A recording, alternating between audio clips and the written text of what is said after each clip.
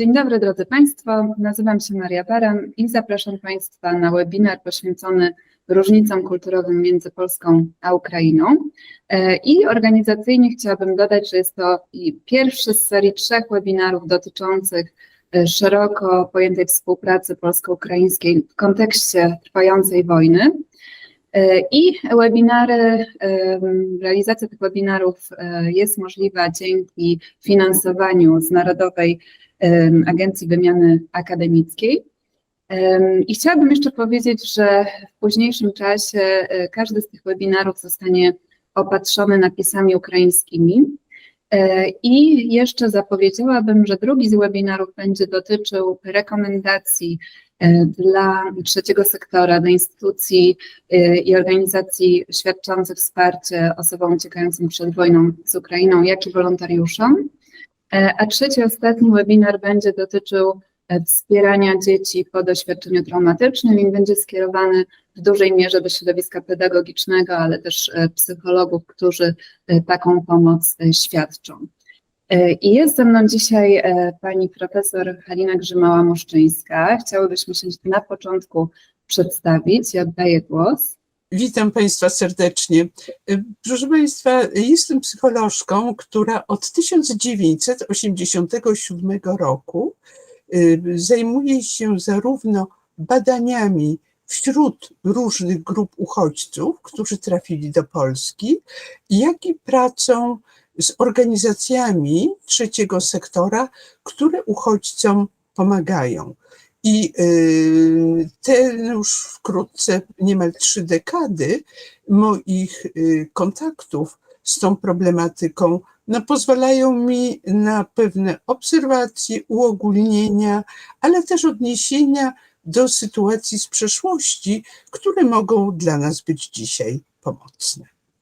Ja już powiedziałam, że nazywam się Maria Baran, natomiast dodam też od siebie, że pracuję na Wydziale Psychologii na Uniwersytecie SWPS w Warszawie, gdzie pełnię też funkcję koordynatorki specjalności psychologia międzykulturowa i jestem prodziekanką do spraw studenckich.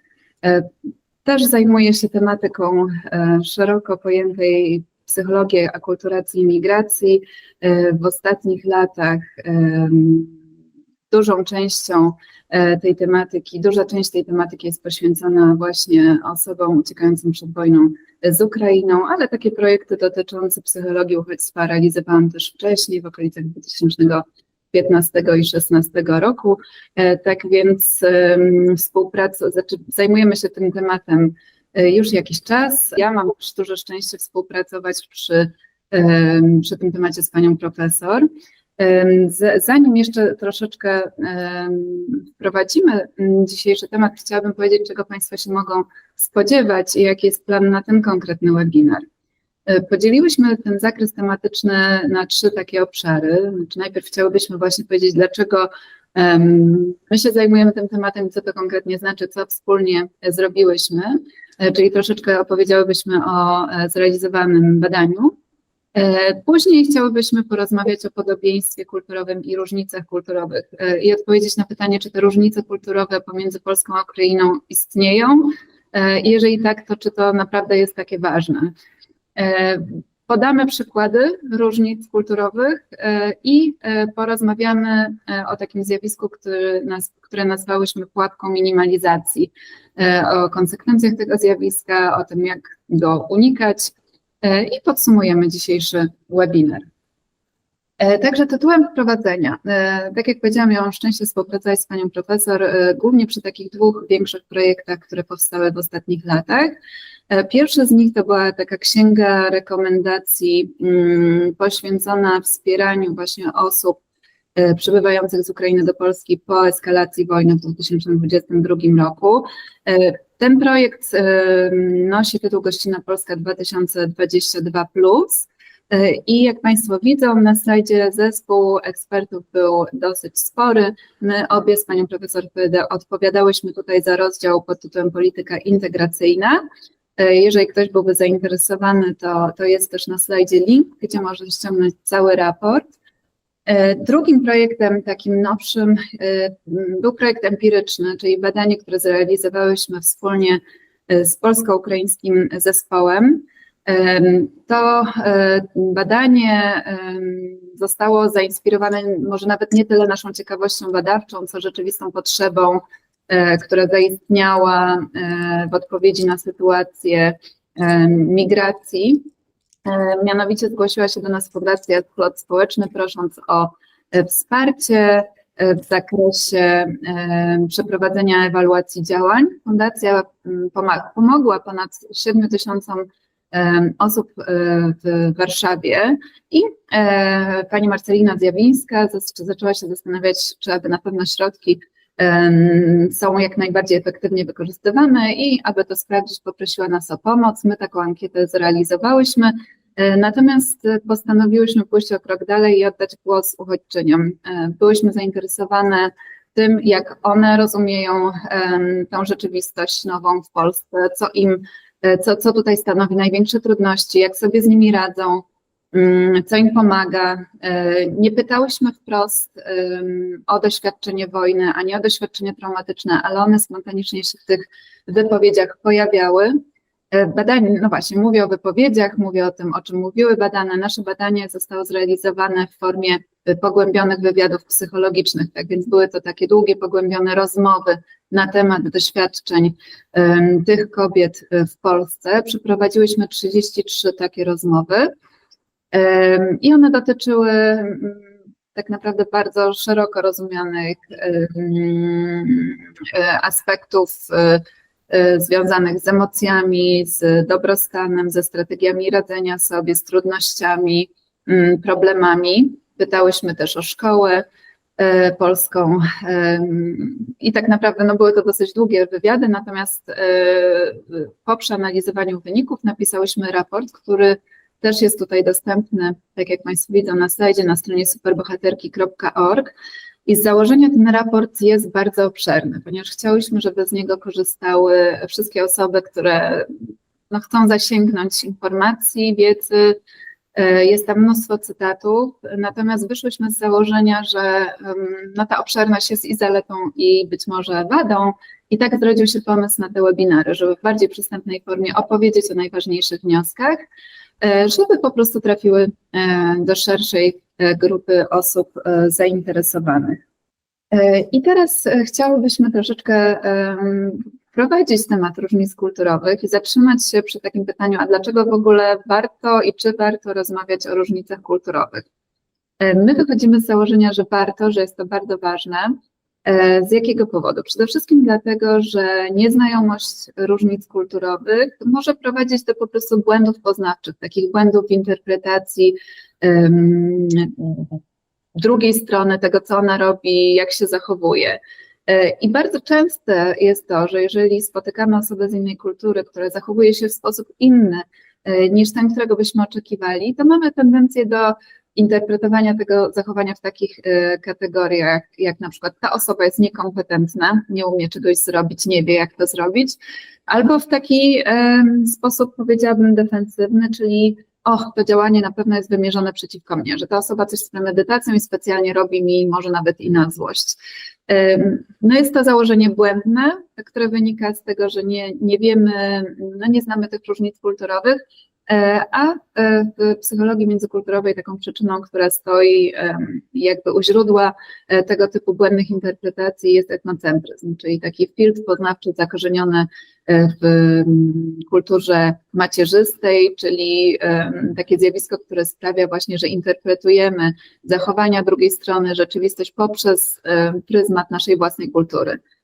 Żeby to wyjaśnić, no można sięgnąć do takiej metafory okularów, tak jak mówimy o optymistach, że zawsze noszą na nosie różowe okulary, to można powiedzieć, że my wszyscy takie kulturowe okulary mamy na nosie i bardzo trudno jest nam ten filtr poznawczy jakby zmienić. Oczywiście jest to możliwe dzięki szkoleniom, treningom, dzięki kontaktowi kulturowemu, ale należy jakby uznać, że etnocentryzm jest zjawiskiem raczej naturalnym, czyli my wszyscy w większym, mniejszym stopniu bywamy, o ile nie jesteśmy etnocentryczni, i jest to zjawisko, które utrudnia porozumienie międzykulturowe, ale też trzeba pamiętać, że etnocentryzm jest można powiedzieć, takie bardzo zautomatyzowane, czyli my rzadko kiedy mamy świadomość, że zachowujemy się w sposób etnocentryczny. A pierwszym krokiem do zmiany tego sposobu działania jest właśnie rozmawianie o różnicach kulturowych.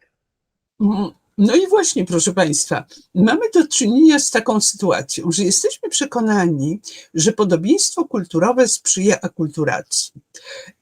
Ale tutaj od razu na wstępie chciałabym zwrócić uwagę na pewne kwestie terminologiczne.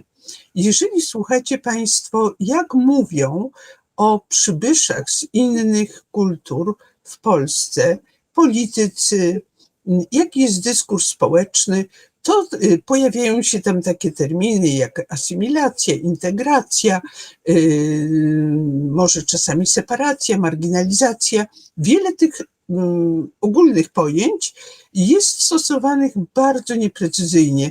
Najczęściej mylone są integracja z asymilacją. No i tutaj kilka słów na ten temat. Proszę Państwa, w momencie, kiedy ludzie pojawiają się w innej kulturze, mogą wybrać różne sposoby, żeby do tej kultury się przystosować. I nazywamy to ogólnie strategią adaptacji kulturowej. I te strategie mogą być różne. Natomiast w mediach traktowane one są w tak nieporządny, nieprecyzyjny sposób, że wydaje się, że one niczym specjalnym się nie różnią. No i właśnie teraz powiemy o tym, czym one od siebie się różnią. No właśnie, bardzo ważne jest to, żebyśmy, zanim pójdziemy dalej, zatrzymali się na chwilę tutaj przy takim, powiedziałabym, części wykładowej, ale bardzo ważne jest, żebyśmy nie mieli wątpliwości co do tych terminów, których używamy. I pani profesor słusznie zwróciła uwagę na to, że istnieją różne strategie adaptacji kulturowej, czy różne strategie akulturacji, natomiast też można dodać, że w różnych domenach życia, bo to też jest troszeczkę bardziej skomplikowany obraz, że my możemy różnie w tych różnych sferach życia się zachowywać. Natomiast dla nas na ten moment bardzo ważne jest, żebyśmy sobie te pojęcia rozpracowali. Te strategie akulturacji wywodzą się od takich, powiedziałabym, pionierskich, czy już tradycyjnych, klasycznych badań Johna Berego, ale bardzo ważne dla nas jest przede wszystkim to, abyśmy nie mylili akulturacji z asymilacją, czy z integracją właśnie. I akulturacją możemy nazwać cały taki zakres zmian, które zachodzą właśnie na skutek kontaktu kulturowego. Czyli jeżeli mamy osoby z różnych kultur, które wchodzą ze sobą w interakcję, to prawdopodobnie zaczną się dziać różne zmiany. I to ważne jest, żeby pamiętać, że ten kontakt powinien być ciągły i raczej długotrwały niż taki epizodyczny. Natomiast zaczną zachodzić zmiany w różnych sferach naszego funkcjonowania, w emocjach, dobrostanie. Tu mówiąc o migrantach, możemy mówić o tym, że po prostu migracja z jednego kraju do drugiego, który jest takim naturalnym środowiskiem akulturacji, ta migracja wiąże się ze stresem i z radzeniem sobie z różnego rodzaju wyzwaniami, ale też celem migranta jest to, żeby sobie po prostu dobrze radzić i dobrze się czuć. Więc mamy z jednej strony stres, ale tym celem jest tutaj dobrostan. Natomiast to nie wszystko, bo akulturacja wiąże się również ze zmianami w zakresie takim behawioralnym, czyli po prostu uczenia się. Musimy się nauczyć bardzo wielu elementów nowej kultury, musimy sobie po prostu poradzić w codziennym życiu w realizowaniu naszych celów, w efektywności, w realizowaniu zadań, nie tylko związanych ze środowiskiem profesjonalnym, ale też musimy nauczyć się nawiązywać relacje, przyjaźnie. Także ten aspekt działania, zachowania też jest tutaj istotny. No i taką trzecią warstwą, która czasem, nie zawsze, ale czasem też podlega zmianom, to jest kwestia identyfikacji, przywiązania, mówiąc inaczej tożsamości, czyli tego, kim ja się czuję, ale to też nie jest tak, że każda osoba, która migruje, czy każda osoba, która wchodzi w kontakt z osobą z innej kultury, zmian na tym poziomie doświadczy. Tego też często migranci się boją. Nie jest to wcale niezbędny element migracji. Natomiast o tym stresie i o tym, czego trzeba się uczyć, będziemy na pewno mówić. Ten fakt, który Państwo widzą na slajdzie, że podobieństwo kulturowe sprzyja akulturacji, jest potwierdzony w bardzo wielu badaniach naukowych i faktycznie możemy zaobserwować, że im większe podobieństwo kulturowe między dwoma lub więcej kulturami, tym łatwiej ta akulturacja przebiega, w takim sensie, że osoby będą doświadczać mniejszego stresu, albo też będzie po prostu mniej rzeczy, których muszą się nauczyć od zera, więc logiczne jest to, że jest im łatwiej. Natomiast tutaj jeszcze chciałabym się właśnie na moment zatrzymać, ponieważ o podobieństwie kulturowym w literaturze międzykulturowej mówimy, używając trochę innej terminologii, czyli raczej będziemy mówić o tak zwanym niskim dystansie kulturowym. I ten dystans kulturowy oznacza nic innego jak stopień różnic pomiędzy dwoma lub więcej kulturami. Ale te różnice kulturowe, ten dystans kulturowy może być różnie rozumiany, różnie mierzony.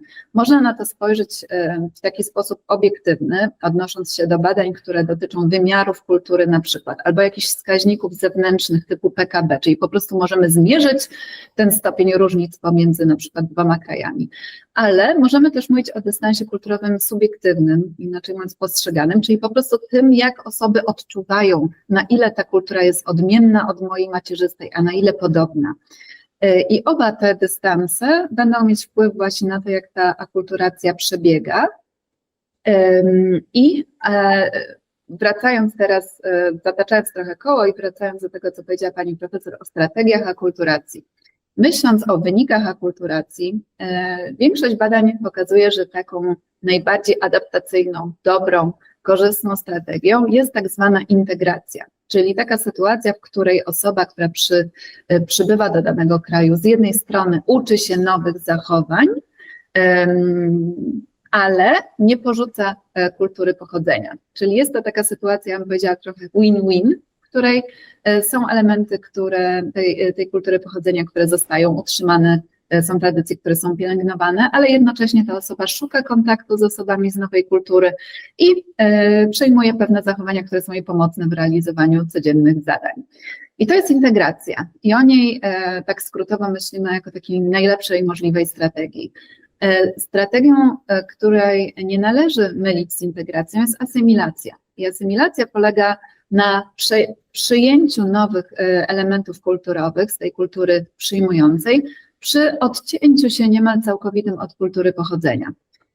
I to nie jest tożsame, ani jedna strategia, ani druga nie są tożsame z akulturacją, która jest bardzo szerokim pojęciem, ale też nie należy mylić asymilacji z integracją, co jest nagminne, no właśnie chociażby w mediach, że się często mówi o asymilacji migrantów jako takim domyślnym stanie wyjścia, a nie powinno tak być, bo mamy badania, które pokazują, że po pierwsze nie jest to jedyna możliwość, a po drugie no niekoniecznie najkorzystniejsza. Także my, mówiąc o akulturacji, będziemy wychodzić z tego założenia, że myślimy o integracji, nie o asymilacji. Jeszcze tutaj chciałam tylko dodać, że stąd ten slajd i ten kameleon, bo nie chodzi właśnie o to, żeby się wtopić w tło i stać tacy jak wszyscy wokół, czyli żeby się asymilować, tylko raczej, żeby łączyć te adaptacyjne elementy obu kultur w nowym środowisku.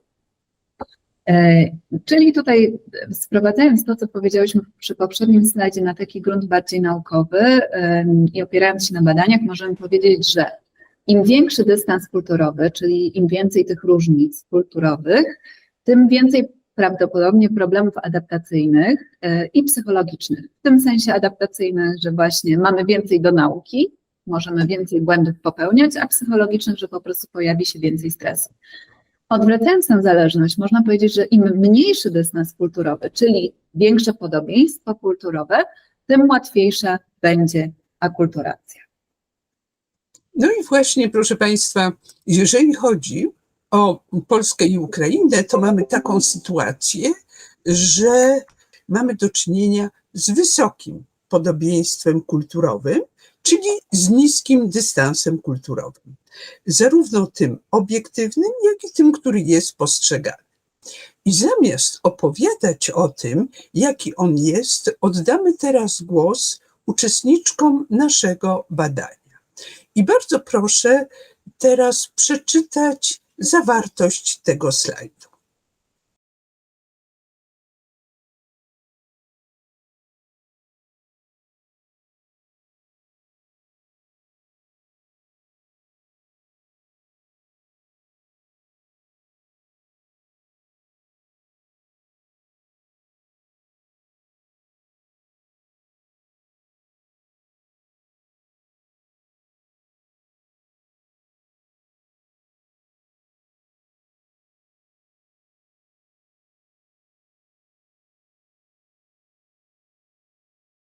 Proszę Państwa, jednak różnice ujawniają się nawet w ramach niskiego dystansu kulturowego.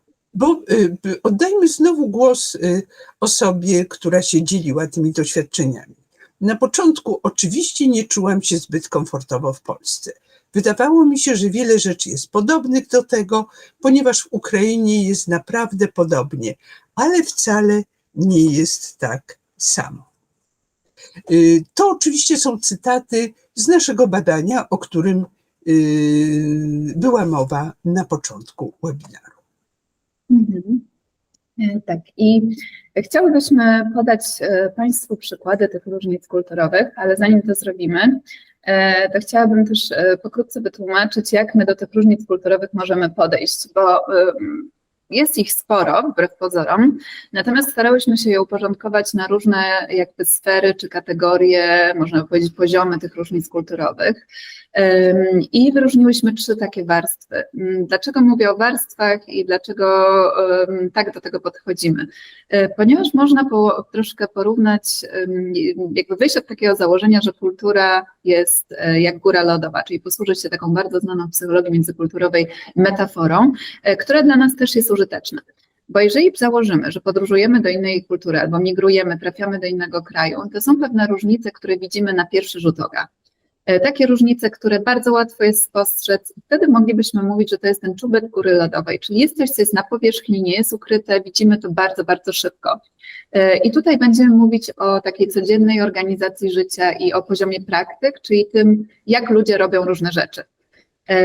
Z drugiej strony to nie wyczerpuje całego jakby pakietu różnic kulturowych, bo jeżeli byśmy byli w kulturze zanurzeni głębiej albo po prostu spędzili więcej czasu w danym miejscu, to dostrzeżemy, że są też różnice, które są istotne, ale nie są tak łatwe do zauważenia od razu.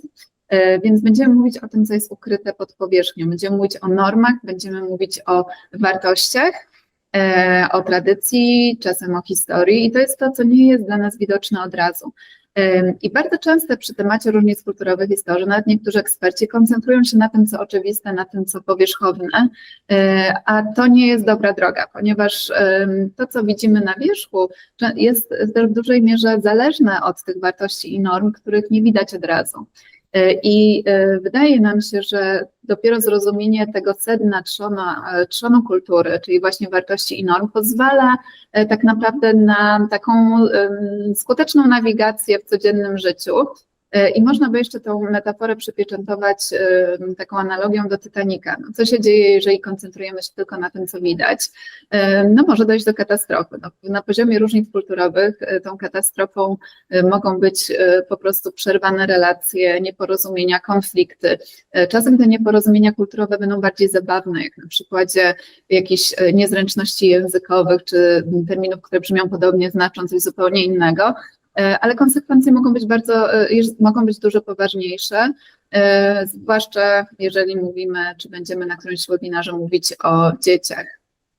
Także przechodząc już do konkretów, tak jak obiecałam, będą te 3 warstwy różnic, tak to pokategoryzowałyśmy i zaczniemy od tego, co widać dość szybko, czyli od organizacji codzienności i praktyk.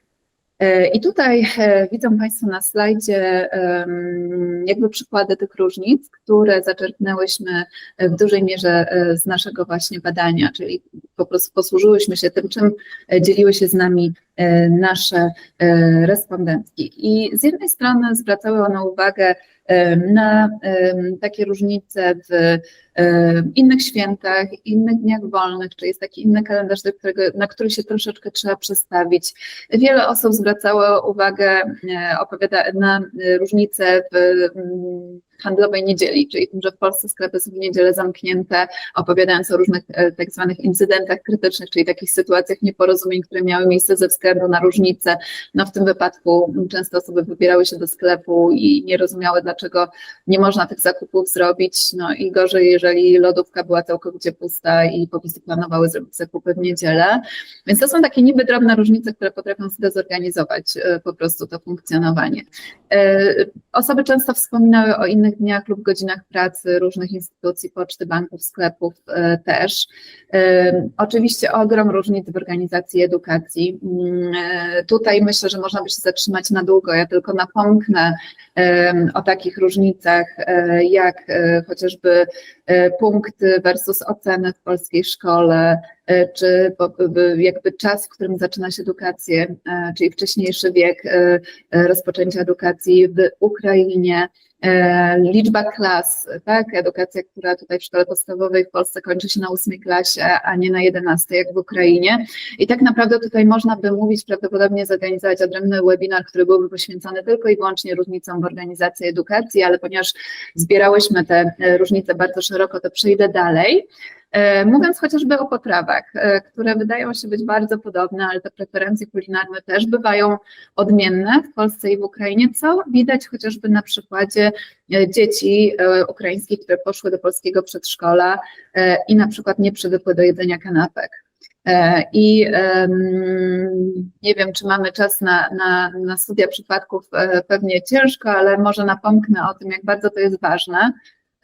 Jedna z rozmówczyń podzieliła się taką historią, w której jej dziecko nie jadło w przedszkolu, a właściwie, przepraszam, teraz sobie zdałam sprawę, że to nie była właśnie nasza rozmówczyni, ale historia, która wpadła do nas inną drogą, mianowicie przez dziennikarkę. Także ta dziennikarka spytała mnie, proszę mi powiedzieć, jak zrozumieć taką sytuację. Dziecko nie jest w przedszkolu, całe środowisko pedagogiczne jest bardzo przejęte, przestraszone, że to pewnie trauma tutaj wpływa na to, że to dziecko nie je. Jak możemy mu pomóc?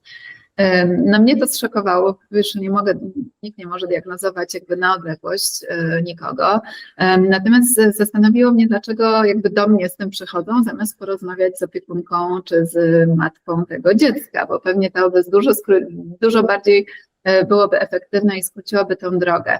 Natomiast to też pokazuje, że jakby w takiej sytuacji nasze myślenie jakby skłania nas do takiej interpretacji, że to pewnie trauma tutaj wpływa na to, że dziecko nie je. Natomiast warto byłoby się przyjrzeć, czy je inne posiłki i zastanowić po prostu, jakie jest prostsze wyjaśnienie tej sytuacji. A tak jak powiedziałam, dzieci, mogą być to po prostu różnice dotyczące po prostu tego, do czego dzieci są przyzwyczajone, że bardziej do kaszek niż do kanapek. I bardzo łatwo można by to rozwiązać na miejscu, gdyby właśnie otwarcie porozmawiać z opiekunami dziecka, ale też gdyby wziąć w ogóle pod uwagę, że to mogą być różnice kulturowe. Wracając do naszego slajdu, inne różnice, które były podawane przez nasze rozmówczynie, dotyczyły na przykład chociażby działania komunikacji miejskiej, ale też takiej dezorientacji, która dotyczy tego, że nie znamy miejsca, nie wiemy jak trafić z miejsca A do miejsca B, nie wiemy gdzie kupić bilety, jak je skasować. To jest cały ogrom sytuacji, które są związane z tak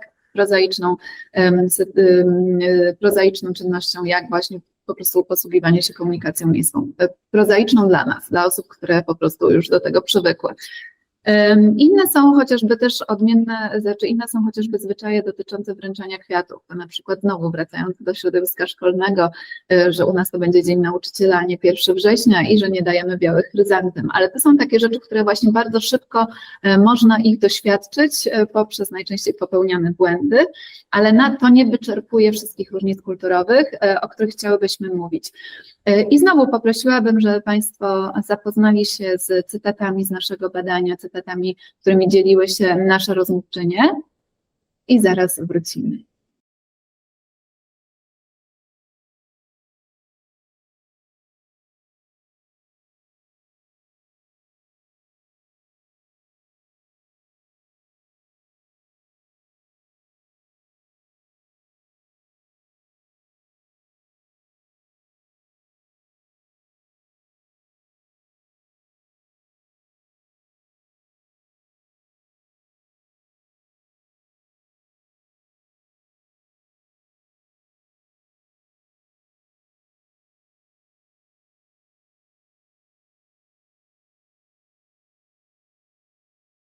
Przechodząc dalej, kolejną warstwą różnic, które wyodrębniłyśmy, są normy zachowań i to, co problematyczne, bywa w przypadku norm związane z nimi oczekiwania. Normy w przeciwieństwie do praktyk dotyczą tego, jak ludzie powinni się zachowywać w określonych sytuacjach.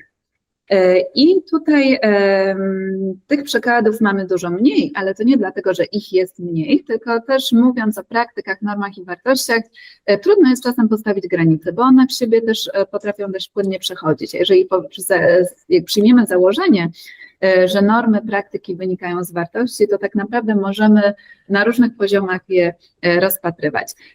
Tutaj, jeżeli chodzi o normy, to nasze rozmówczynie zwracały uwagę na przykład na normę segregowania śmieci w Polsce, która jest tutaj silniejsza niż w Ukrainie. Jest to coś, co wymaga pewnego rodzaju zmiany, przystosowania i zmiany w sensie takiej, żeby zacząć to robić, ponieważ jest pewna presja otoczenia też widoczna.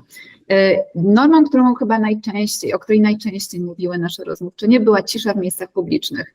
Wiele z naszych rozmówczyń miało takie dość nieprzyjemne doświadczenia bycia uciszaną w tramwaju, w autobusie, zwracano uwagę, że za głośno, albo po prostu patrzono w sposób pełen dezaprobaty, kiedy osoba na przykład rozmawiała przez telefon. Więc jest to takie doświadczenie dosyć powszechne,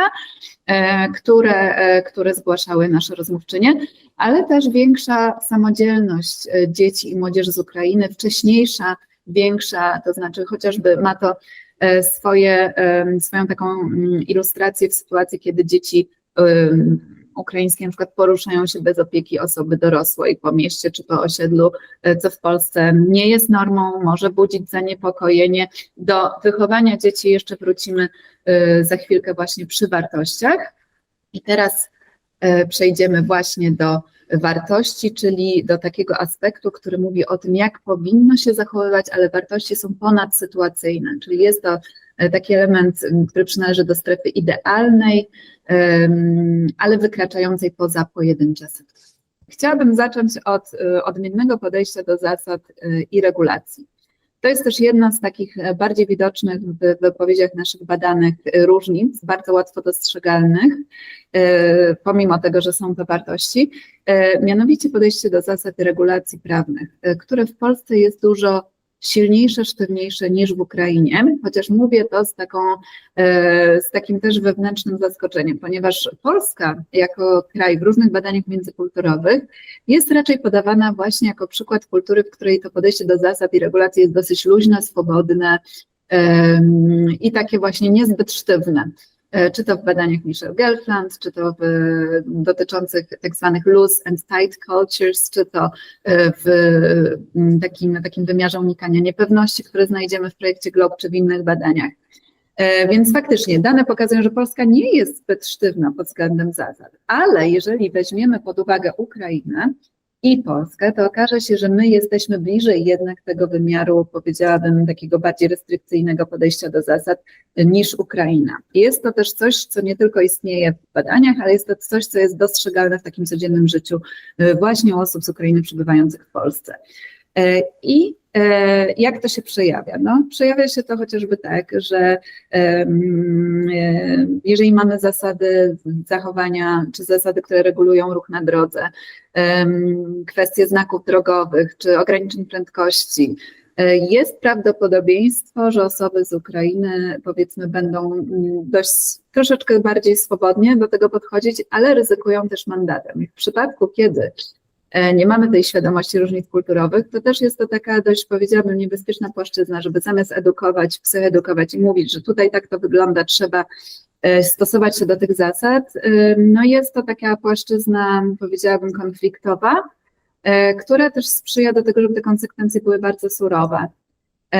Natomiast ja podam jakby przykład zasad ruchu drogowego, natomiast można to na ten problem spojrzeć też szerzej, mówiąc o problemie chociażby korupcji i łapówek, który jednak jakby nie było mówię o czasach sprzed wojny, ale mamy dane, które pokazują, że ta korupcja jest bardziej rozpowszechniona w Ukrainie niż w Polsce. Oczywiście to nie znaczy, że w Polsce tak jest od zawsze, bo my też tak historycznie byliśmy w bardzo podobnym miejscu, natomiast te różnice na ten moment są zauważalne i to też może prowadzić do takich bardzo, powiedziałabym, silnych konfliktów i chociażby w sytuacji, kiedy na przykład rodzic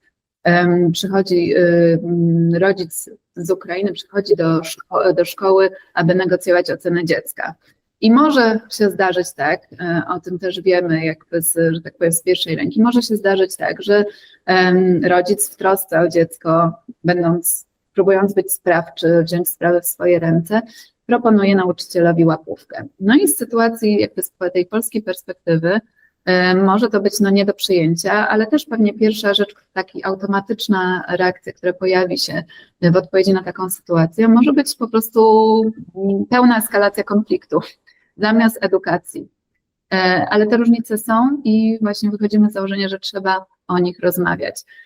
Innym takim kontrowersyjnym przykładem tego podejścia do zasad i regulacji może być kwestia szczepień, które też jakby ten poziom wyszczepienia polskiego społeczeństwa na ten moment jest wyższy, ale to też nie jest taki temat, którego należy unikać, tylko zdając sobie sprawę z tego, wiemy, w jakim kierunku powinna przebiegać na przykład edukacja, czy działania, jak kampanie społeczne, które miałyby tutaj pomóc wyrównać pewne różnice.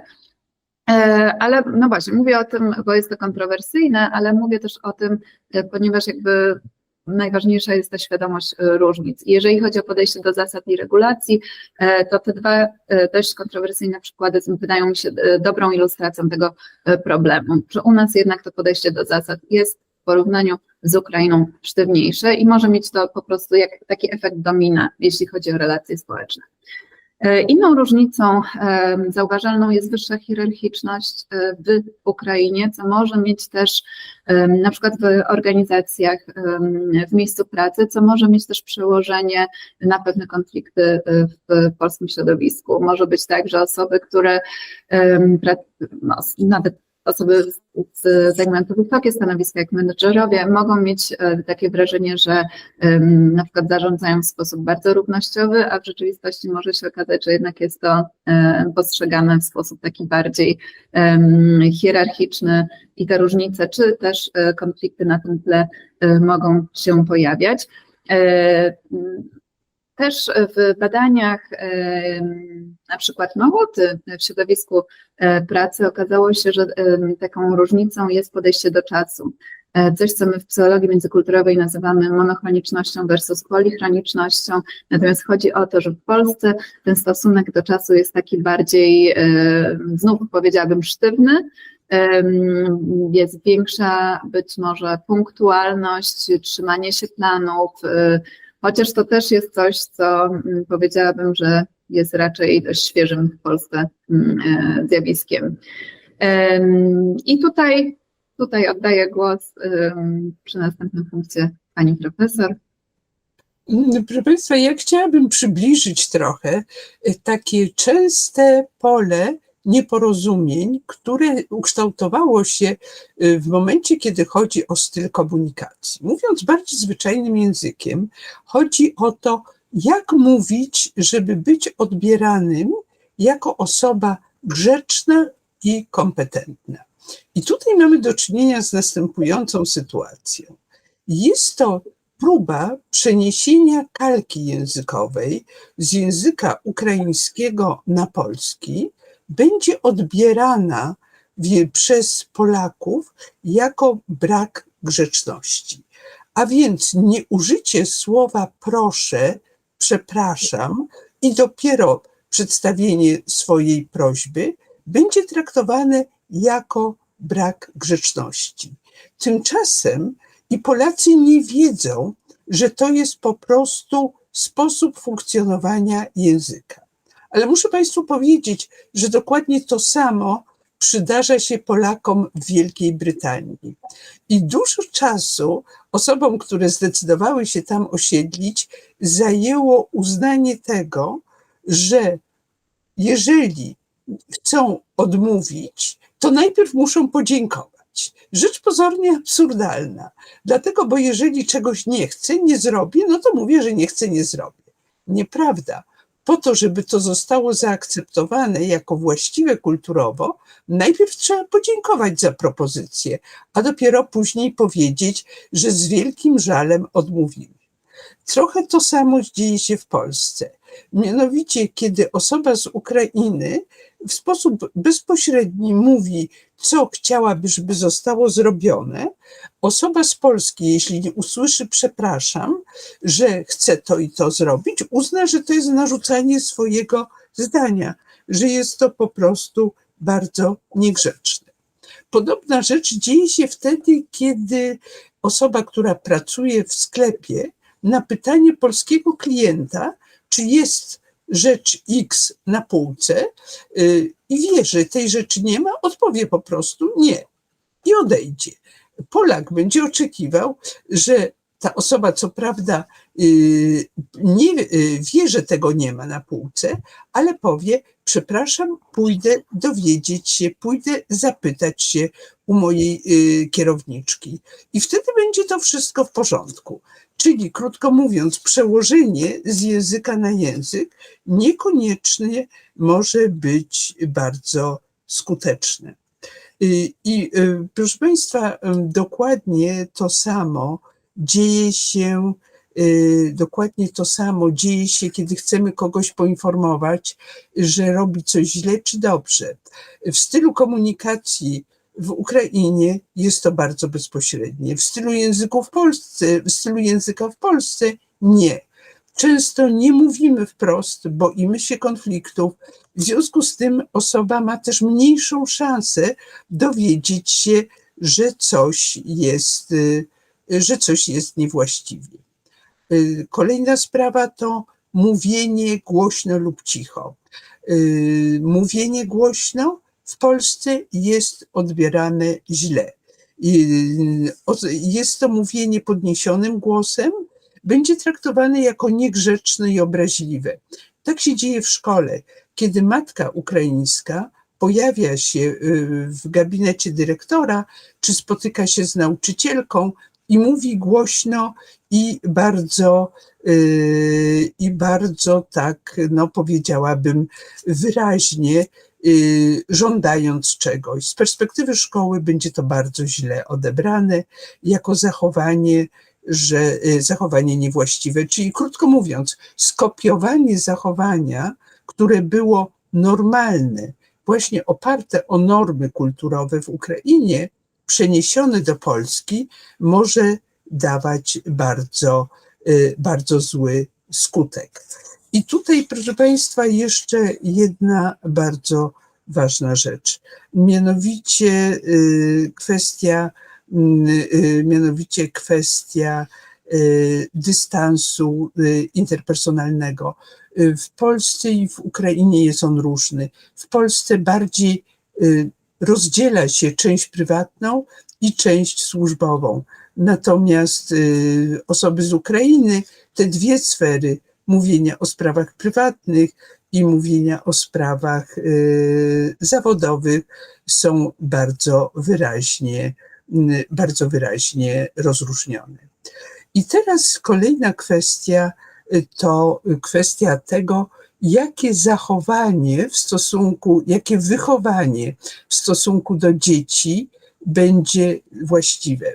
Polacy, którzy wyemigrowali do Norwegii, spotykają się z wielkimi kłopotami ze strony pracowników socjalnych, a nawet takiego urzędu przeznaczonego, zajmującego się opieką nad dziećmi i rodziną, są oskarżani o to, że są zbyt surowi dla dzieci i na przykład często zdarza się, że dziecko dostanie klapsa. Z perspektywy norweskiego systemu wychowania dzieci jest to bardzo ciężkie przewinienie. Natomiast Polacy mówią o norweskim wychowaniu dzieci, że dzieciom wolno wszystko, że te dzieci są wychowywane permisywnie. I proszę Państwa, dokładnie to samo dzieje się w wypadku dzieci ukraińskich w Polsce. Polacy oburzają się, że dziecko ukraińskie dostanie od mamy klapsa, a mamy ukraińskie mówią, że polskie dzieci wychodzą rodzicom na głowę, czyli mogą robić wszystko. Czyli krótko mówiąc, bardzo jest ważne, żeby to, co kryje się pod danym zachowaniem, również było bardzo wyraźnie przekazane, że tego się po prostu trzeba nauczyć. No i wreszcie jeszcze kwestia pomocy psychologicznej. I tutaj, proszę Państwa, mamy problem. Dlatego, bo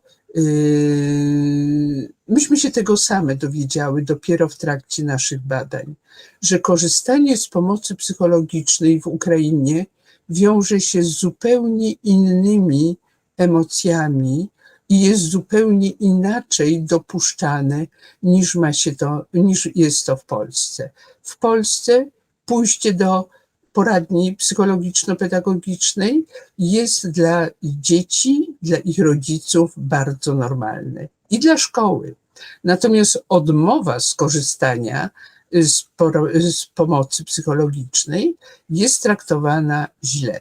Natomiast to niestety dzieje się, kiedy dziecko ukraińskie jest kierowane do poradni. Rodzice często na to się nie zgadzają, ponieważ znowu pamiętają o tym, co oznaczało korzystanie z pomocy psychologicznej w Ukrainie.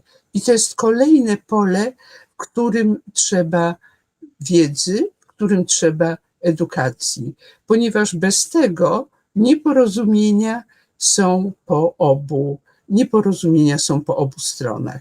I jeszcze jedna rzecz, mianowicie równość płciowa. Ja ją opuściłam tutaj, natomiast chciałam powiedzieć, że w Polsce, jak wskazują na to badania, Polacy znacznie lepiej oceniają równość w edukacji, w polityce, na rynku pracy niż Ukraińcy. Krótko mówiąc, Ukraińcy częściej zgadzają się z takimi stwierdzeniami jak: uniwersytet jest ważniejszy dla chłopca niż dziewczynki. Zgodziło się na to 22% Ukraińców i 9% Polaków. Mężczyźni są lepsi jako dyrektorzy zarządzający niż kobiety. Zgodziło się na to 40% Ukraińców i 19% Polaków. Czyli znowu obraz i oczekiwania w tej materii są odmienne. Ja bym tutaj chciała tylko jeszcze jedną rzecz dodać. Pani profesor słusznie zwróciła uwagę, mówiąc o różnicach w stylu wychowania dzieci, że podobne problemy z polskiej strony, czy w przypadku jakby trudności Polaków za granicą również się zdarzają.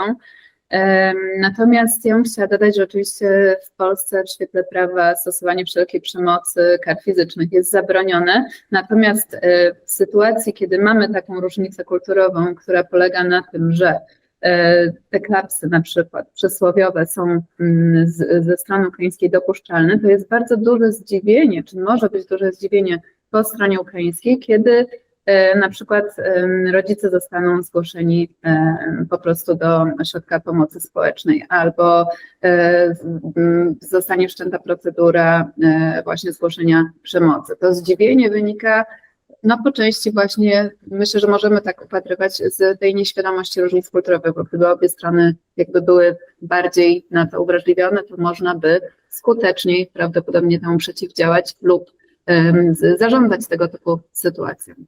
Tutaj podsumowując wszystko, co powiedziałyśmy do tej pory, chcę powiedzieć, zresztą ten przykład, który podniosłam przed chwilą a propos wychowania dzieci, właśnie o to nam chodzi, że trzeba o tych różnicach kulturowych rozmawiać, ponieważ one dają kontekst, który pozwala na zrozumienie konkretnej osoby, trudności i pozwalają lepiej zarządzać różnego rodzaju problemami, czyli rozwiązywać je szybciej i skuteczniej.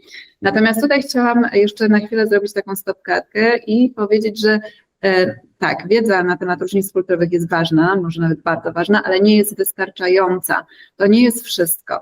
I tutaj trzeba pamiętać o tym, że chociaż omówiłyśmy cały jakby wachlarz potencjalnych różnic kulturowych między Polską a Ukrainą, to po pierwsze nie wyczerpałyśmy wszystkich, jakie istnieją i pewnie byłoby to wręcz niemożliwe, ale po drugie trzeba pamiętać, że każdy z nas jest nie tylko nosicielem własnej kultury, ale różnią nas także temperament, osobowość, czyli mamy do czynienia z różnicami indywidualnymi, ale też różne doświadczenia życiowe, więc w przypadku różnic kulturowych trzeba pamiętać, że nie ma, żadna z nas, nikt z nas nie jest takim typowym reprezentantem kultury.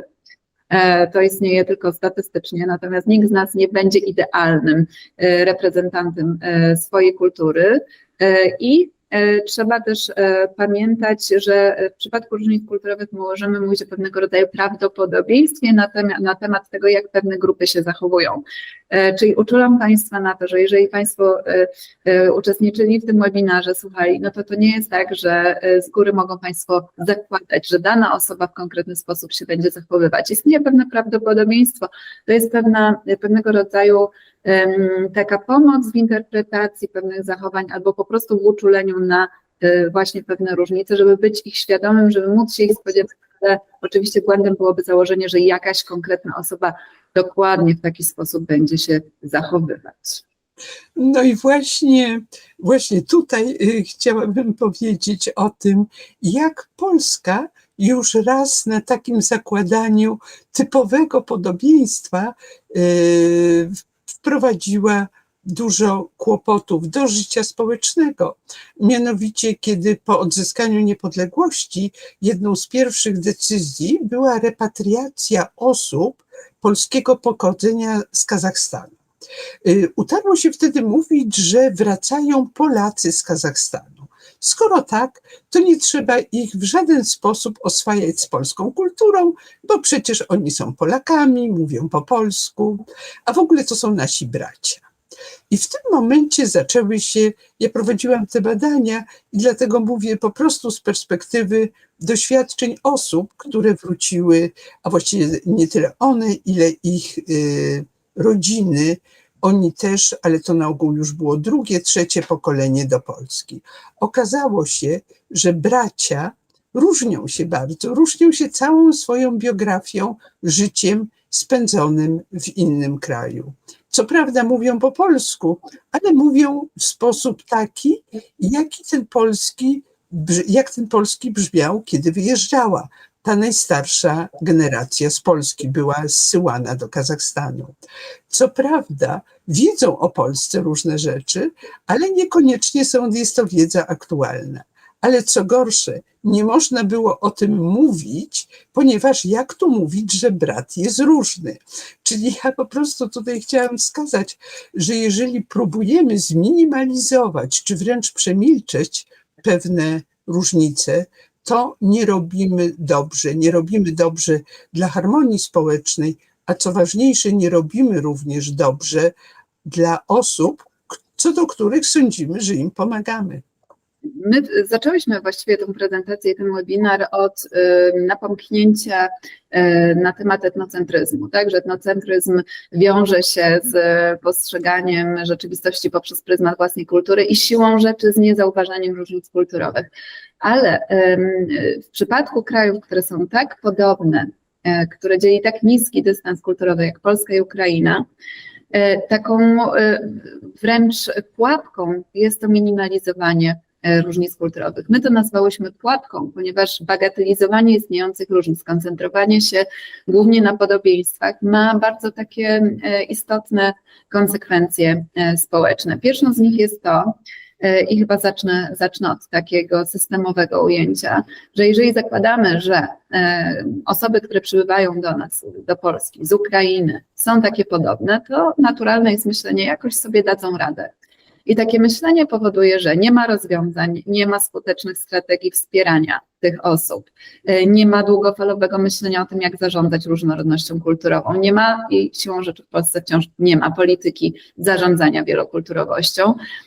I to jest poniekąd pokłosie właśnie takiego myślenia, że nie ma się czym tutaj w ogóle zajmować, a tak jak starałyśmy się wykazać w tym webinarze, nie jest to prawda. To, że jest podobieństwo, nie wyklucza tego, że będą istniały różnice kulturowe. A drugi taki negatywny efekt tej pułapki minimalizacji polega na konsekwencjach już takich indywidualnych, czyli jeżeli ja trafiam do kraju, który jest podobny, to też mogę mieć takie założenie, że niespecjalnie trzeba się tutaj czymkolwiek zajmować, czy nauką języka, czy w ogóle poznawaniem tej kultury, norm, wartości, ponieważ są podobne. Natomiast okazuje się w toku, że jednak pojawiają się problemy, pojawiają się trudności. Na przykładzie języka, opanowanie podstaw języka nie pozwala nam bronić się przed na przykład dyskryminacją na rynku pracy. To nie jest to samo, co bycie, jakby posługiwanie się płynnie językiem. Więc to samo odnosi się do różnic kulturowych. I jaki jest efekt? Przy takim założeniu, że jakoś to będzie, jakoś sobie poradzimy, bo przecież jest podobnie, ten czas akulturacji może być dłuższy albo wyzwania mogą być większe i taki niezaopiekowany obszar też może prowadzić do stresu akulturacyjnego. Tak więc pułapka minimalizacji jest wyjątkowo jakby istotna w sytuacji właśnie tego dużego podobieństwa kulturowego i niesie ze sobą negatywne konsekwencje. I proszę Państwa, ten ostatni slajd, który jest, no, pokazuje właśnie przysłowiowego słonia w pokoju, mówi o tym, dlaczego koniecznie trzeba rozmawiać o tych różnicach, dlaczego nie należy ich przemilczeć w imię źle pojętego spokoju i źle pojętej ochrony osób, które do nas przyjeżdżają. Co nawet zupełnie pokojowo nastawiony słoń potrafi narobić w pokoju, no to widzimy na zdjęciu. A co zupełnie pokojowo nastawione przemilczenie potrafi złego narobić w otoczeniu społecznym, no to widzimy, kiedy zamiast słuchać, ale też rozmawiać w sposób otwarty, ale z szacunkiem i dawać przestrzeń na to, że wiedzę musimy zbudować po obu stronach, i gości, i gospodarzy, bo jeszcze często zapominamy o tym, że nawet jeśli mówimy, że integracja jest idealną strategią, bo wtedy ktoś zachowuje swoją kulturę, nabywa nową, to często milczy się na temat tego, że do integracji trzeba dwóch stron. To znaczy strona, kraj, kultura, do której przyjechały nowe osoby, również musi mieć przestrzeń na integrację, czyli na to, żeby się uczyć i żeby się zmieniać, tak żeby rzeczywista integracja, a nie fałszywie rozumiana cisza panowała wokół tego problemu. No dobrze, to dziękujemy serdecznie. Na tym kończymy nasz webinar. Drodzy Państwo, zapraszamy teraz dla tych osób, które są z nami dzisiaj na żywo. Zapraszamy do sesji Q&A. Jesteśmy tutaj z Panią Profesor. Chętnie wejdziemy w dialog, porozmawiamy, odpowiemy na wszystkie pytania i komentarze. Także proszę z nami zostać i jeszcze raz dziękuję serdecznie za obecność. Dzień dobry Państwu. Nazywam się Maria Baran. Jest mi serdecznie miło, że Państwo dzisiaj się pojawili, że Państwo wytrwali do końca tej części merytorycznej. No i mam ogromną przyjemność przywitać się z Państwem i odpowiedzieć na Państwa pytania, nawiązać do komentarzy. I nie jestem sama, jest ze mną pani profesor Halina Grzymoła-Moszczyńska. Witam Państwa serdecznie. Także może doceniając Państwa czas i poświęcony nam, nie będziemy dalej zwlekać, tylko skoczymy na głęboką wodę i zobaczymy, co konkretnie Państwa tutaj zainteresowało. I widzę, że jedno z pierwszych pytań dotyczy takiej metodologii badania. I tutaj pan Grzegorz pytał, czy braliśmy pod uwagę w badaniach obszar Ukrainy, czyli czy braliśmy pod uwagę Ukrainę jako jedność, czy rozdzielaliśmy to na wschód, południe, zachód i Kijów. Więc może oddam głos pani profesor, najwyżej coś za chwilkę dopowiem. Więc rzeczywiście to zróżnicowanie Ukrainy pojawiło się w wypowiedziach osób badanych, przy czym nie było naszym celem, żeby tworzyć profile osób badanych, profile młodych kobiet pochodzących z tych różnych regionów. Co natomiast wyszło bardzo wyraźnie, to kompetencje językowe. Te badania były prowadzone w języku ukraińskim lub w języku rosyjskim, w zależności od tego, z której części Ukrainy badani pochodzili, a nawet zdarzał się surżyk, czyli mieszanka tych dwóch języków. Tak więc odpowiadając wprost, powiemy, że nie było naszym celem takie rozczłonkowywanie osób badanych na podgrupy, natomiast tak, to samo wyszło. Mhm. Tak, ja sobie pozwolę tutaj jeszcze na komentarz, że w takim badaniu, jak my robiłyśmy, przypominam, że jakby zaznaczę, bo to Państwo wiedzą, że było to badanie jakościowe, czyli szukaliśmy grupy w miarę homogenicznej, ale niewielkiej, to były 33 osoby i tym naszym celem badawczym było bardziej zbadanie tych doświadczeń związanych z uchodźstwem w przypadku, dodam, młodych kobiet. Więc to jest to, na czym się koncentrowałyśmy. No i jeżeli byśmy dzieliły te grupy na jeszcze mniejsze grupy, to była już szansa, że zostałybyśmy tak naprawdę z niewielkim materiałem, w dodatku wątpliwej wartości, no bo tak jak mówię, nie było celem porównywanie, czy nie było celem, no nie było to podejście ilościowe. Natomiast równie dobrze, bo to jest bardzo słuszna uwaga, że wschód różni się od zachodu zdecydowanie. Natomiast mogłybyśmy też, gdyby jakby iść za tym, to można by się zastanawiać, czy różne grupy wiekowe też wykazały tutaj pewnego rodzaju różnice, czy osoby z dużych miast w porównaniu z osobami z mniejszych miejscowości. Także to jest zasadne pytanie, ale nie było to naszym głównym celem.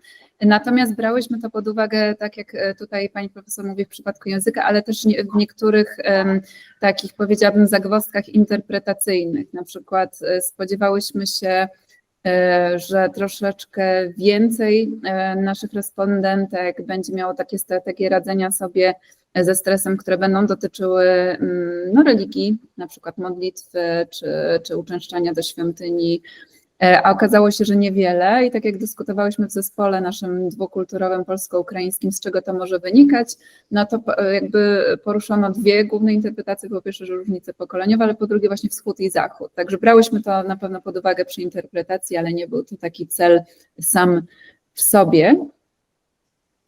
Mhm.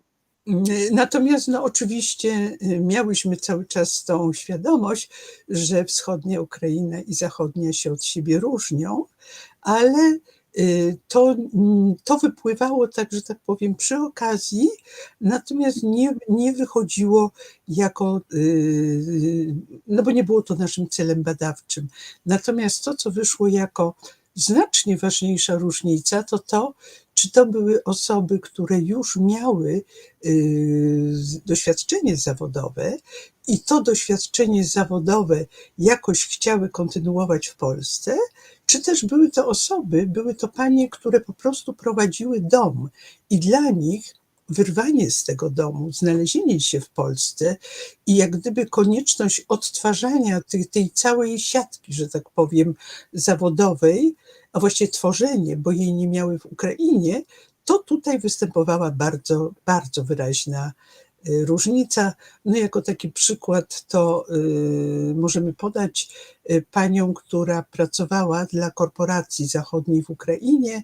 W momencie, kiedy znalazła się w Polsce, ta sama korporacja wynajęła jej na kilka miesięcy mieszkanie i ona nadal wykonywała dokładnie tą samą pracę, tylko z Polski, co oczywiście oznacza zupełnie inną sytuację w porównaniu z osobą, która w ogóle nie pracowała poza domem, prowadziła dom i teraz nagle została skonfrontowana z koniecznością pracy zawodowej. Ja bym tutaj jeszcze dodała jedną taką różnicę, która myślę, że równie silnie podzieliła tę grupę, myślę, że też pod kątem właśnie radzenia sobie, ale też pod kątem tego, jak łatwo było się do tych różnych różnic zaadaptować i to jest to, czy te osoby przyjeżdżając tutaj, trochę to zahacza o ten aspekt zaopiekowania, ale czy one miały kogoś tutaj na miejscu. Bo przecież to myślę, że wszyscy wiemy, że migracja, nie mówię teraz o ucieczce przed wojną, ale migracja z Ukrainy do Polski trwa już od wielu lat, więc to też jest taki ważny aspekt, że część z tych osób przyjeżdżała do osób, które tu wyjechały wcześniej i siłą rzeczy miały taką sieć wsparcia, a niektóre osoby pierwszy raz wyjechały za granicę, nie mając tu nikogo, więc to też były takie dwa światy wręcz. Także mam nadzieję, że na to pytanie, to właściwie były dwa pytania, które tego zagadnienia dotyczyły, ale mam nadzieję, że udało nam się odpowiedzieć. sięgnę do kolejnej kwestii. Tutaj pytanie, na którego widok się uśmiecham, bo Jess pyta, czy będzie uwzględniona w webinarze też perspektywa kognitywna. No to myślę, że to było pytanie z początku tych treści. Ja mam nadzieję, że została ta osoba z nami i przekonała się, że tak, bo taka perspektywa tego deep culture learning to jest dokładnie, myślę, właściwie perspektywa psychologów międzykulturowych, dla których różnice kulturowe jakby mają wiele poziomów i myśląc o tej górze lodowej, do której się odnosiłyśmy, no można mówić o tym, co na powierzchni, ale znacznie bardziej cenne. Wydaje nam się, zwłaszcza do relacji międzygrupowych, w tym przypadku polsko-ukraińskich, jest wejście w głąb i próba zrozumienia, z czego te różnice wynikają i jakie mogą mieć właśnie konsekwencje.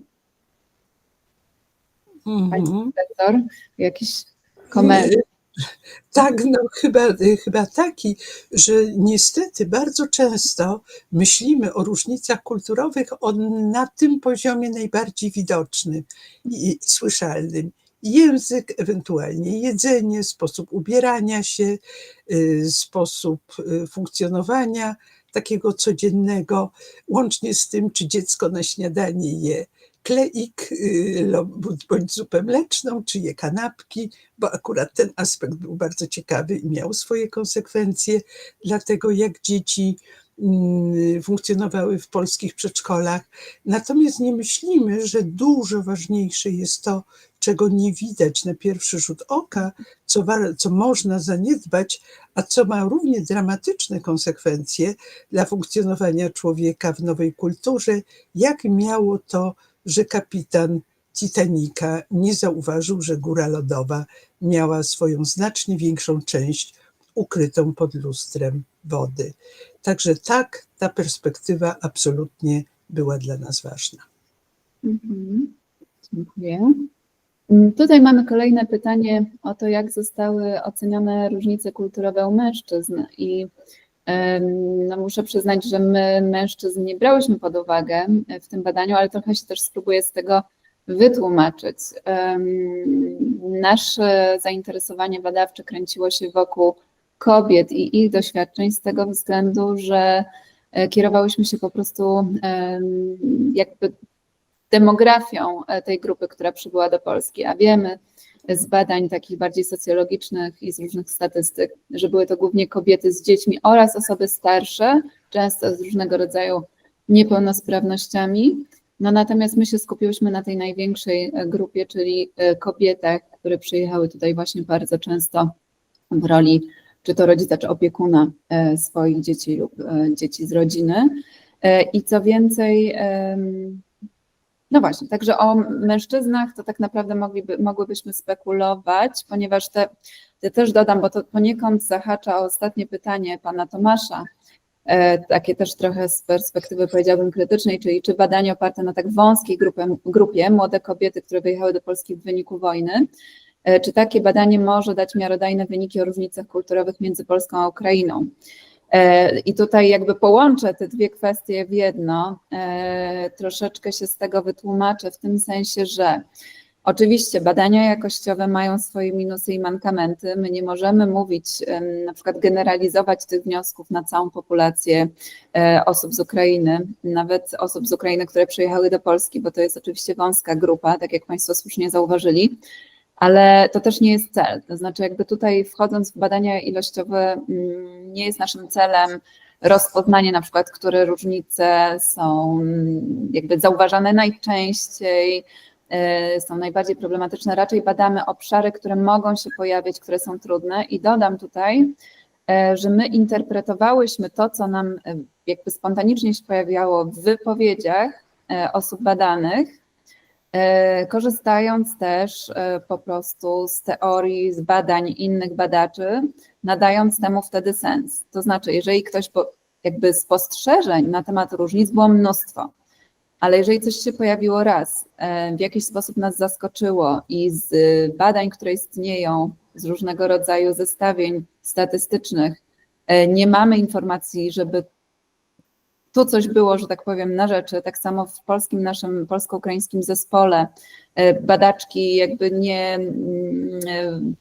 nie walidowały tych doświadczeń, jakby nie odnosiły się, nie interpretowały ich jako kulturowych, to my tego nie uwzględniałyśmy. Czyli to, co uwzględniłyśmy, pojawiło się często u nas w badaniu, bo osoby o tym opowiadały, zazwyczaj więcej niż jedna osoba, ale też istnieje, no może niewiele, bo to nie jest jakiś bardzo zbadany temat, ale istnieją dane, które są zbieżne z tymi wynikami. I dopiero mając trochę taką triangulację danych wykraczającą poza nasze własne badanie, my jakby nabrałyśmy tyle pewności, żeby móc o tym Państwu opowiedzieć.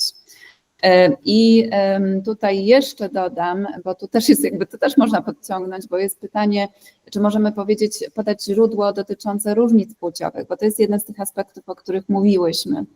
Więc w przypadku różnic płciowych, to po pierwsze, to są nasze badania, to znaczy nasze respondentki mówiły o tych różnicach, zauważały tego typu różnice. To są też wyniki badań poprzednich. To jest artykuł, który wysyłamy do publikacji, jeszcze nie jest dostępny, ale taki artykuł, badanie sprzed lat, czyli sprzed eskalacji wojny, które pokazuje też, że ten aspekt różnic jakby w rozumieniu roli płci jest istotny i zauważały go badane. Więc mamy te dwa badania, w których to się pojawia, ale jeżeli chodzi o źródło, to też opierałyśmy się na porównaniu Polski i Ukrainy w takim dużym projekcie międzykulturowym World Values Survey. To są dane w otwartym dostępie, także jeżeli Państwo byliby zainteresowani i chcą poszukać, to mogą Państwo znaleźć stronę internetową i tak naprawdę porównać ze sobą różne kraje, które brały udział w tym sondażu, też Polskę i Ukrainę na przestrzeni różnych lat, właśnie w kontekście pytań, bo można jakby użyć wyszukiwarki i sprawdzić różne rzeczy. No my pod kątem płciowym na to patrzyłyśmy, więc te dane też są dostępne, a jeśli by chcieli Państwo o tym przeczytać i nie chcą szukać na własną rękę, to zachęcam do tego, żeby Państwo sięgnęli do tego projektu, o którym mówiłyśmy na początku, czyli do naszego rozdziału o polityce integracyjnym w tym projekcie Gościna Polska 2022+. Także tam też troszkę o tym piszemy i tam podajemy źródła, także śmiało mogą Państwo do tego sięgnąć. Mówiąc o mężczyznach i kobietach w tym projekcie, to tak jak koleżanka powiedziała, mężczyzn nie było. Ale proszę Państwa, ja chciałam zwrócić na jedną uwagę, że w Polsce, mówiąc o jakichś planach funkcjonowania w Polsce osób z Ukrainy, zupełnie pomija się mężczyzn, bo jednak nasze codzienne doświadczenie to jest doświadczenie z kobietami z Ukrainy. Tymczasem zupełnie pomija się to, że jeżeli wojna się skończy, jeżeli zacznie się łączenie rodzin, to zaczniemy mieć w Polsce dużą grupę mężczyzn z Ukrainy, najczęściej zresztą bardzo straumatyzowanych przez wojnę i że od tej strony jesteśmy w Polsce do tego zupełnie nieprzygotowani i że jakoś tak milcząco zakładamy, że ci, którzy przyjadą znowu, to będą tacy, jacy są tutaj. A to po prostu nie jest prawda. I no jakby też gdzieś tam warto myśleć o tym aspekcie, choćby po to, żeby nie zostać boleśnie, jak gwałtownie zaskoczonym przez rozwój wypadków. Tutaj jest jeszcze pytanie na przykład o polecenia, czyli czy możemy polecić jakichś vlogerów, którzy opowiadają, czy nakręcają filmiki o różnicach międzykulturowych i językowych, co warto obejrzeć, co warto przeczytać. Dobre pytanie, ale trudne. Przyznam, że widziałyśmy je wcześniej z panią profesor, troszkę się zastanawiałyśmy i jeżeli chodzi o vlogerów i blogerów, i to jest mi znany jeden podcast, który dotyczy różnych miejsc na świecie i regionów, więc czasem o te różnice kulturowe zahacza. Ja kiedyś byłam gościnią tego programu, więc mogę polecić Brzmienie świata z lotu Drozda, ale przyznam, że nie jestem chyba odbiorczynią do końca tego typu treści, albo po prostu w tym temacie jeszcze nie natrafiłam, a może nie ma, dużo tutaj, a może jest i nie wiem, przepraszam, tutaj chyba faktycznie nie potrafię do końca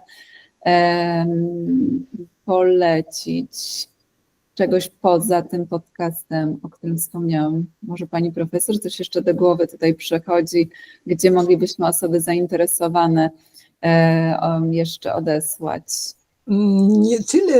Nie tyle konkretny podcast czy materiał na YouTubie, ile takie bardzo z dużym przekonaniem przekazane słowa ostrzeżenia. Ponieważ jak wiemy, w internecie jest wiele mądrości bardzo wątpliwych i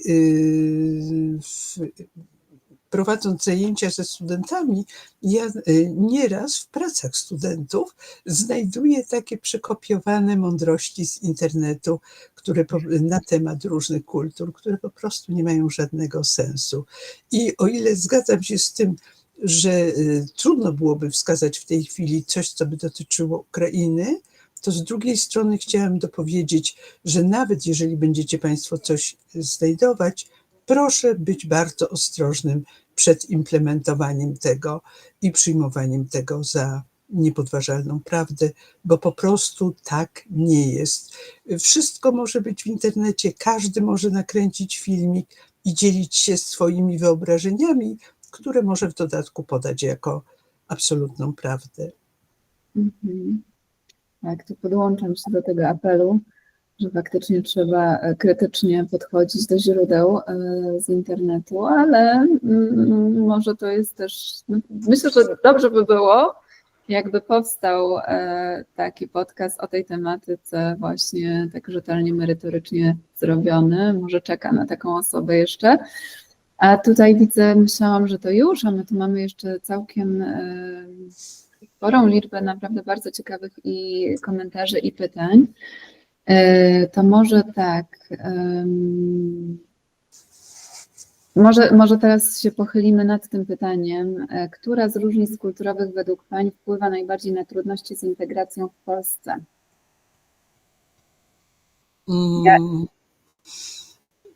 Tak, ja mam ochotę. Proszę.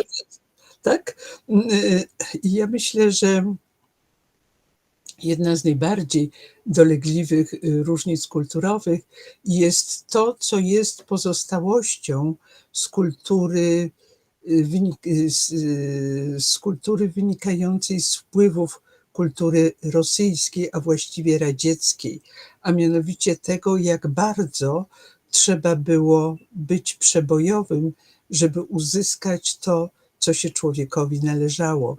W związku z tym takie formy zachowania, a więc bycie bardzo przebojowym w szkole, bycie bardzo przebojowym u lekarza, co jest w Polsce odbierane jako niegrzeczność i coś, co jest nieproduktywne, przeciwskuteczne. Tymczasem w Ukrainie wiele z tych osób, funkcjonując w ten sposób, było w stanie osiągnąć własne cele. Także powiedziałabym, że o tym warto pamiętać i nie zawsze tak surowo osądzać matki, które krzyczą przy spotkaniu z nauczycielem, z dyrektorem w szkole, że dziecko zostało zbyt, że tak powiem, umieszczone w klasie niżej od klasy, do której uczęszczało w Ukrainie, ponieważ w Ukrainie obowiązek szkolny zaczyna się wcześniej, w związku z tym dziecko stosunkowo młodsze jest w wyższej klasie. W Polsce tak nie jest i to jest często źródło konfliktów i matki reagują na to w taki sposób, w jaki było skuteczne rozwiązanie konfliktów niejednokrotnie w Ukrainie. I myślę, że to jest taka różnica bardzo konfliktogenna.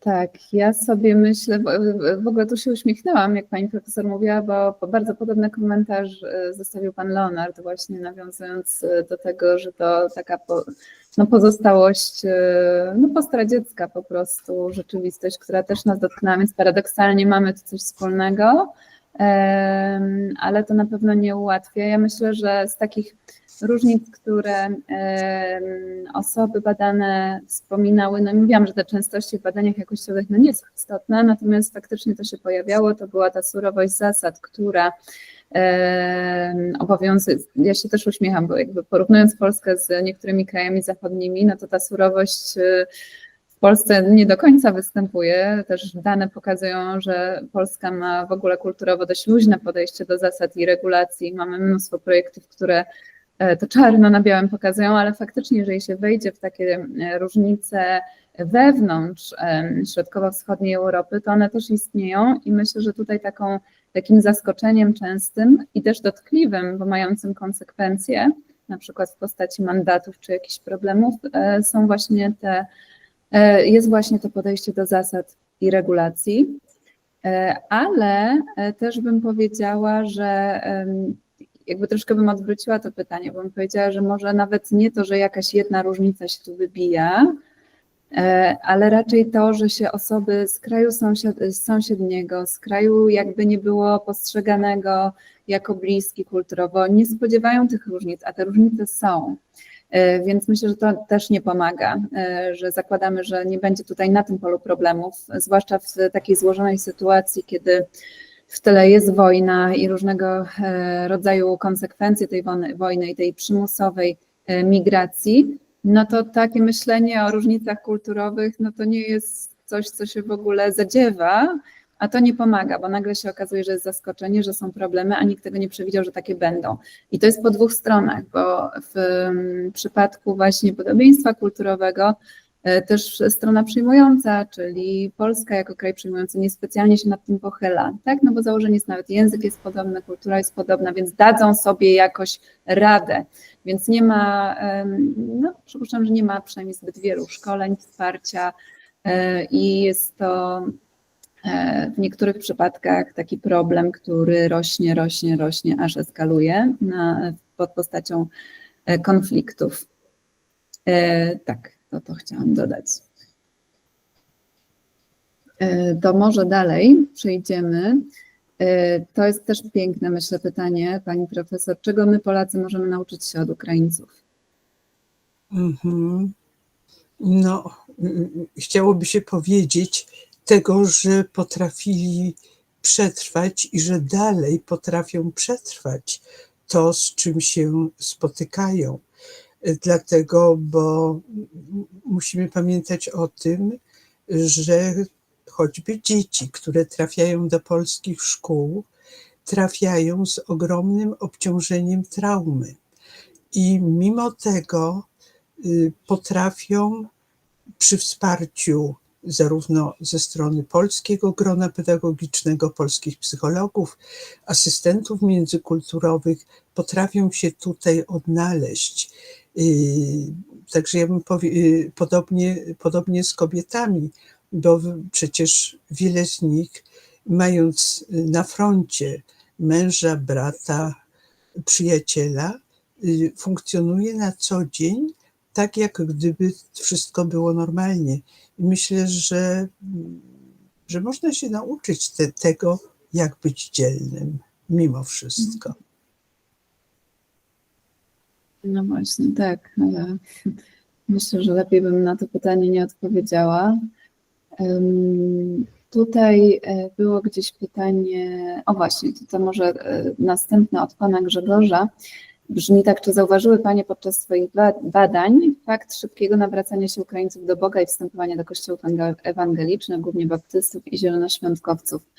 I ja powiem tak, właśnie ten aspekt religijny nie był u nas jakoś mocno zaznaczony, co nas zaskoczyło, ale ja pamiętam przynajmniej jedną uczestniczkę badania, która opowiada o tym, jak wojna zmieniła jej stosunek do Boga i ona powiedziała, że jej rozmowy z Bogiem stały się bardziej bezpośrednie i takie autentyczne. To była taka bardzo wzruszająca rozmowa, ona bardzo pięknie o tym opowiadała. Tak, więc na tej podstawie, no może właśnie nie były to jakieś zmiany, przynajmniej trudno w naszym badaniu stwierdzić, ile osób, na ile mocno, ale zdarzało się, natomiast w taki właśnie sposób bardziej bezpośredniej relacji, tak myślę. Przy czym ja naprawdę nie wiem, od czego to tak naprawdę zależy, ponieważ w projekcie, którym ja nie tyle kieruję, ile, że tak powiem, recenzuję z zewnątrz, który jest prowadzony w Stanach Zjednoczonych, właśnie dotyczącym adaptacji kulturowej kobiet z Ukrainy w Stanach, aspekt duchowy szalenie mocno wyszedł. Był to jeden z takich bardzo proadaptacyjnych, jedna z bardzo proadaptacyjnych postaw. I ja nie mam tutaj dobrej interpretacji, bo z kolei w innym projekcie przeprowadzonym w Norwegii nie pojawił się kompletnie. No więc ja raczej staram się w tej chwili przekazać Państwu to, że nie wiadomo, niż cokolwiek innego, jakąś prawdę taką niezmienną, bo ewidentnie nawet z tych takich rozproszonych badań, do których mam dostęp, widać, że nie wiadomo. Mhm. Zobaczmy, co tu jeszcze się pojawiło. O, tutaj pani Agnieszka pyta, czy mogą panie więcej opowiedzieć o różnicach kulturowych w wychowaniu dzieci, począwszy od najmłodszego wieku dziecka. Dziękuję. To może ja zacznę, ale na pewno pani profesor będzie miała więcej do powiedzenia tutaj. Mi się wydaje, że z takich wymiarów, które były bardzo widoczne, to była między innymi większa samodzielność dzieci i też takie podejście, że te dzieci są bardziej samodzielne od wcześniejszych lat. Widać to nie tylko ogólnie w systemie edukacji, kiedy dzieci idą szybciej do szkoły wcześniej, ale też na przykład w takich bardzo codziennych praktykach, jak dzieci chodzące same bez dorosłego gdzieś po osiedlu, czy przemieszczające się z punktu A do punktu B, gdzie polski rodzic no, w tym wieku tak wcześnie jeszcze tych dzieci bez opieki nie puszcza. Dobrze, to teraz ja muszę pomyśleć, także oddam przy okazji głos, się jeszcze zastanowię, co jeszcze poza tą samodzielnością, no może myślę, że no właśnie, to ja chętnie jeszcze coś skomentuję, ale za chwilę, bo może pani profesor tutaj doda. Bardzo chętnie. Proszę Państwa, ocena sposobów wychowania przez matki ukraińskie swoich dzieci bardzo często spotyka się z taką samą krytyką, z jaką spotykają się wychowywanie dzieci polskich przez polskie matki w Norwegii. To znaczy, polskie matki są postrzegane jako zbyt przemocowe i w kulturze norweskiej właściwie wszystkie zachowania, gdzie dziecku jakoś ogranicza się autonomię, czy coś się narzuca, choćby podniesionym tonem głosu, ale nie tylko, są traktowane jako niewłaściwe, wręcz patologiczne. I my, patrząc, obserwując, jakie są interakcje między matką a dzieckiem w rodzinach ukraińskich, mamy często tendencję do postrzegania tego jako wychowania zbyt surowego, okrutnego, wręcz takiego, jakie w Polsce jest nieakceptowane. Myślę, że to jest bardzo ciekawe, że to są takie właśnie odwrócone obrazy i Polska wskakuje w rolę ukraińskich rodzin w Norwegii, natomiast Ukraina w rolę Polski tutaj w naszym kontekście kulturowym. No właśnie, bo ja tak miałam na końcu języka, nie chciałam od tego może zaczynać takiej kwestii, jeśli chodzi o wychowanie, ale to dotyka takich kwestii no, powiedziałabym trudnych, związanych z przemocą, co jest uznane za przemoc też, czyli no właśnie, jak to dziecko można wychowywać, jak można stawiać dziecku granice i zdarzało się, co prawda znowu nie w tym projekcie, bo faktycznie dużo się dzieje równolegle projektów, natomiast robiłyśmy z panią profesor niedawno, przed wakacjami zakończyłyśmy zbierać rozmowy z asystentkami międzykulturowymi pracującymi w polskiej szkole z dziećmi ukraińskimi głównie. Pytałyśmy o różne trudności, wyzwania, natomiast zdarzały się też w tamtym badaniu tego typu relacje, czy w ogóle problemy definicyjne, czy rozbieżności w zakresie zaniedbań. Co to jest zaniedbanie dziecka? Gdzie się zaczyna kłopot z perspektywy rodzica i Zdarzały się przypadki, że polska szkoła interweniowała, natomiast ze strony ukraińskiej było to bezpodstawne, albo niezrozumiałe, albo było zaskoczenie, dlaczego ta reakcja jest taka ostra. Ale to jest tak, jak pani profesor mówi, te same mechanizmy dzieją się jakby wśród polskich rodziców w systemie na przykład norweskim. Ale właśnie też jakby to, co nam przyświeca, jest jednym z takich celów, dlaczego my się tu dzisiaj spotykamy z Państwem i dlaczego zapraszamy do tych webinarów, to jest takie bardzo głębokie przekonanie, że nawet o tych trudnych różnicach trzeba zacząć rozmawiać, bo najgorsze, co można zrobić, to jest udawać właśnie, że jest dobrze i wspaniale i żadnych różnic nie ma, bo przecież podobieństwa są najważniejsze.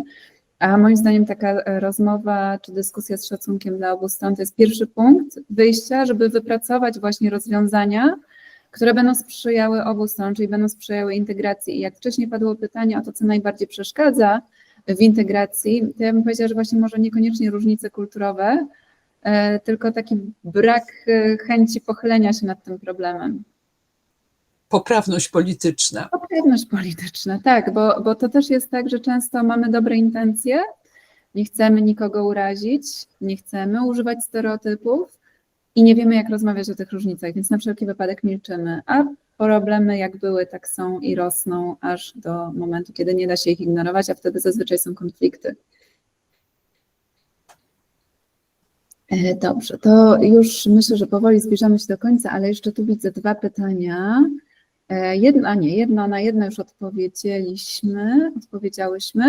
Tu jest taki komentarz, że Ukraina swego czasu była najbardziej skorumpowanym krajem na świecie, czyli nawiązanie do korupcji. No właśnie, to też jest taki, myślę, przykład a propos tego, co dopiero powiedziałam, trudnego kawałka rzeczywistości, ale który jest. I to też opieramy się na danych, na przykład o współczynniku korupcji i to są oczywiście dane sprzed wojny, więc ja do tego czasu się odnoszę, ale pokazujące, że te różnice w tym zakresie są, ale to też nie jest tak, że u nas tak nie było, prawda? Więc wracając znowu do tego spadku niechcianego po ZSRR, no niestety tak jest, ale znowu nie rozmawianie o tym, bo to jest trudny temat, to nie jest sposób na rozwiązywanie problemów.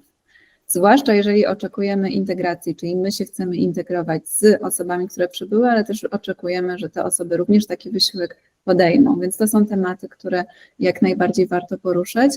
I tu widzę jeszcze chyba ostatnie pytanie, przepraszam, bo ja już pędzę, ale może pani profesor też by się chciała odnieść do tego tematu korupcji. Nie, ja myślę, że to już poruszyłyśmy również mówiąc o różnicach w wartościach, prawda? Także to już mamy po części, że tak powiem, odpowiedziane.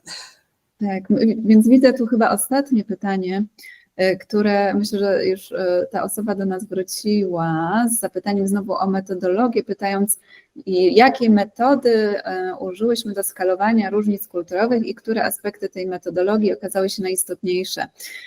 I ja też mam wrażenie, że to jest takie krytyczne spojrzenie i super, bo trzeba też refleksyjnie podchodzić do treści, też tych, które my przedstawiamy, natomiast ja się spróbuję z tego obronić, podkreślając, że my analizowałyśmy wyniki z wykorzystaniem wyniki z badania jakościowego w oparciu o tak zwaną refleksyjną analizę tematyczną Brown i Clark.